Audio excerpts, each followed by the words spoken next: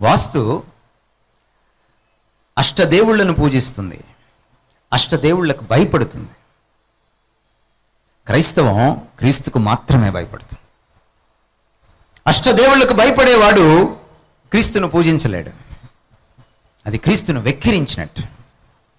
వాస్తు మరణ భయాన్ని చేత పట్టుకుని మనల్ని బ్లాక్మెయిల్ చేసి మన చేత వాస్తు పాటించేలా చేస్తుంది.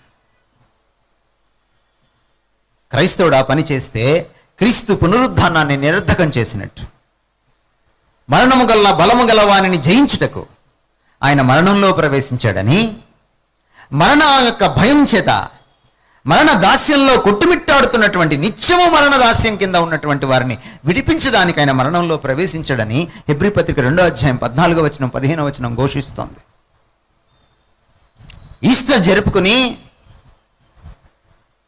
మరో పక్క వాస్తు కూడా జరుపుకుంటున్నాం అనుకోండి ఇంట్లో. మన ఇంజనీర్లే వాస్తు పాటిస్తున్నారు, మన ఇంజనీర్లే వాస్తు పాటించమని ప్రేరేపిస్తున్నారు. క్రైస్తవ ఇంజనీర్లు మీకు శ్రమ. యేసుక్రీస్తు వారు అన్నారు ఆ రోజున మత నాయకులతోటి, మీరు తప్పు చేస్తున్నారు, దేవుని వాక్యాన్ని ఆజ్ఞను మీరు నిరర్థకం చేస్తున్నారు.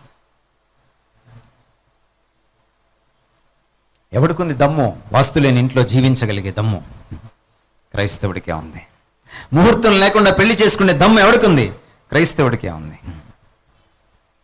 దీపం చూసి రాకుండానే, కాళ్ళు అక్కడ కడుక్కోకుండానే వేరే వాళ్ళ బరియల్కి వెళ్ళి ఇంటికి వచ్చేసే దమ్ము ఎవరికుంది? క్రైస్తవుడికే ఉంది. అన్ని ఆచారాల కంటే గొప్పది క్రైస్తవం. ఆచార భక్తి నుంచి ఆంతర్య భక్తి వైపు తిరగాలి.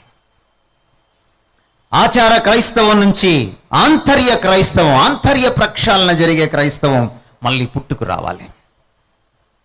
ఇది చాలా అవసరం.